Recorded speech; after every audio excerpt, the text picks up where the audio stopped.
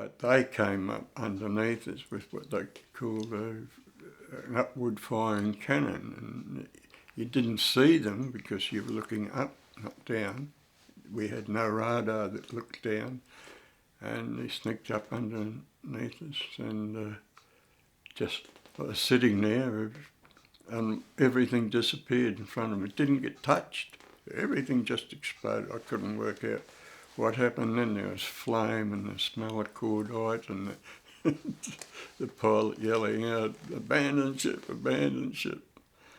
So I grabbed my parachute and went through a pretty narrow hole between the bar of the main spar of the wings that used to be my sort of backrest and the top of the fuselage.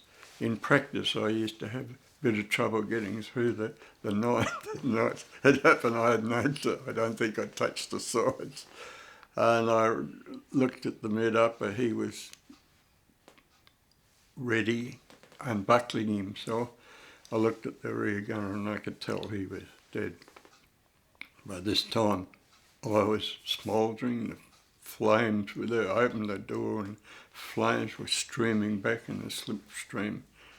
And I looked out, we were at about 21,000 feet. And I looked down and I thought, oh my God, and I started to get ready to go, and then the instruction came to me, never walk out of a thing, dive.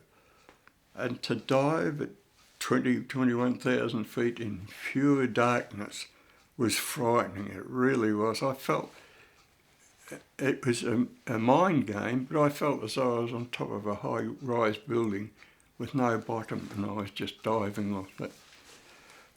Then I was lucky because I dived, and the next thing I knew, I was falling through there. I had my hand in the ripcord. I pulled the ripcord at the exact moment the Harley Street specialist told me, but the parachute opened and it flicked me on the ground like that, and I lost 3/4 of an inch when that happened, and then it dumped me on a bush, which ended up as a poisonous boxthorn. The Frenchman put me on his kitchen table and cut that out. That was the least of my worries.